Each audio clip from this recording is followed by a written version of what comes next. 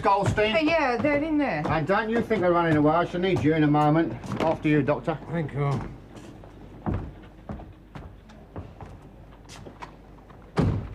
Good morning, sir. Friends of yours, Hart?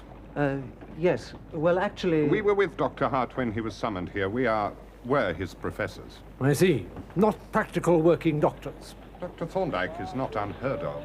Oh, really? Well, I'm afraid your locus standi is a question for the police. My assistant was not authorized to call in outsiders. All right, you needn't wait, Hart. No, sir. Detective Sergeant Bates, isn't it? That's right, sir. The Parade Street case, 5 years ago. Well, I'm sure I've no objection to Dr. Thorndyke being present, or Dr... Jarvis. Or Dr. Jarvis. Many hands make light work, eh? Well, then, Hart, before you go, what's her name? I'm afraid I don't know, sir. That is the first thing you should have found out. Weren't you taught that? I'm sorry. Oh, never mind. how long would you say she's been dead, Dr. Thorndyke? About 10 hours. Thank you, sir. That fixes it at 2 o'clock this morning. Now then, Would you excuse me a moment? I told him not to worry. My advice is stop working for that man. You'll forget everything I ever taught you. He's the worst kind of idiot, a vain idiot. Dr. Thorndyke, of course, has not a trace of vanity in his composition. Not a trace. Yes, well, sir, I must be off. Keep to the left side of the stairs as you go down, would you? You know the policeman? I saved his bacon once. Ah. I'm disinclined to do so again. The force will be better off without him. Dishonest? No, the usual bluffer. Totally at a loss unless he catches his man red-handed or he's told who did it by an army of informers. Mrs. Goldstein, Yes, sir. I take it you have several young ladies staying at this house? Yes, that's right, sir. And I take it that one of them is short or shortish with long red hair? O'Brien. And there has been a disagreement between Miss O'Brien and the dead girl? Well, did she do it? Didn't I do it? I have not yet formed an opinion. She did swear she'd kill Minna. Minna? Yeah, I heard her swear it. But I never thought she meant it. No, I don't believe she meant it. It was just her Irish temper, that's all. You know the Irish. Shouting, screaming their heads off 1 minute, and then next minute, it's all friends again. She would have been friends again with Minna, I know she would. Oh, no. May couldn't have done anything like that. The detective and the surgeon are in the process of deciding otherwise. She couldn't. Then it's as well that I'm here now. Well, I suppose they've come to their slapdash conclusion by now, don't you? Well, gentlemen, have you come to a conclusion? not difficult, sir. No, I'm sure not. You'll have noticed that hair in her hand? Yes. And the box with the acid on it? Yes. So, all we need is a shortish, red-haired woman with a knife. Bob's your uncle. Yes. Clear as daylight. Yes, and you would agree, Doctor? Well, I see no reason to disagree. None. Admirable.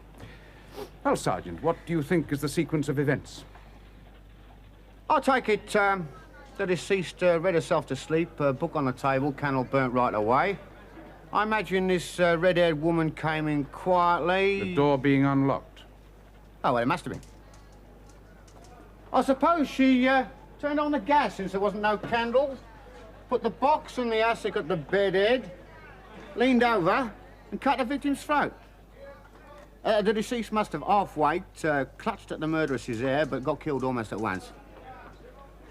Then the murderess washed her hands in this basin here, cleaned the knife, tied up the bed a bit, turned off the gas, and out the room as quietly as she come in. Splendid. Well, that's how it happened. How do you account for the sand on the pillow?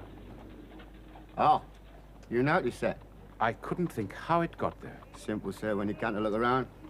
Ball of sand soap on a washstand basin with blood-stained water. As I said, sir, after the crime, the murderess washed her hands.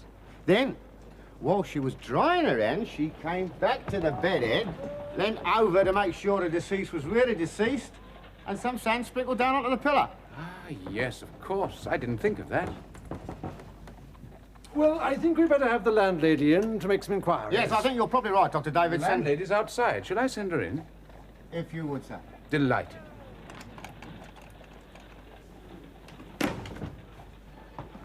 Mrs. Goldstein, they want to talk to you. I'm not going in there. There is nothing to be seen. They will ask you the same questions I asked you. Answer them truthfully, or you yourself will be in danger. Could I possibly have done more? Could I have given them a broader hint? All that fooling about with the door. They don't deserve to be helped. And anyway, you've decided not to? The science of detection is not yet out of the cradle. Look, Jarvis, look at what they've chosen to ignore. Burnt end of a match. Exactly. Now follow me and look. Look, what do you see? A spot of candle wax. Exactly. And look. Another spot of candle wax. Yes. And look. Another burnt end of a match. And look. Another spot of candle wax. With what? Well, with the mark in it of the front of a heel of a shoe. I think not. A galosh? I think. A galosh descending the stair. Right. And look. Faint marks of rather wet, muddy galoshes. Right. Well, anyone can have wet, muddy galoshes. Yes, if it has been raining. More candle wax, more marks of wet, muddy feet, because it was raining and because it was dark. Well, it could perfectly well have been one of the other lodgers coming in late at night while it was raining and lighting matches and a candle to see the way upstairs. And then coming down again? Coming in with a friend and then the friend coming down again. But if a candle, why the burnt-out matches? One halfway up the stairs and one on the landing. I shall have to think about that. Do. Did you make a note of the socket, the pattern of the socket of the bedside candlestick? Yes, rather unusual. A sort of skeleton pattern. 8 thin, flat strips of metal. Like that? Yes, corresponding to those marks, exactly. Would you turn the latch backwards and forwards to see how smoothly it runs and how much noise it makes? And the latch is as smooth as butter and silent as the grave. It's undoubtedly been oiled very recently. Whether by a short, red-headed woman, I regret I'm unable. Oh. I beg your pardon, I was just... Are you the police? No, they're, Is she dead? Yes. Really dead? Is she really dead? I'm afraid so. Miss O'Brien?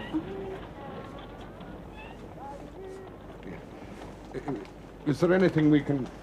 Would you like us... Shall we be off? We don't need to see that girl arrested. And I've had quite enough for one morning of seeing the police do everything wrong, as if I'd never taught, never even existed. Thorndyke. Are you, as I sometimes suspect, totally inhuman?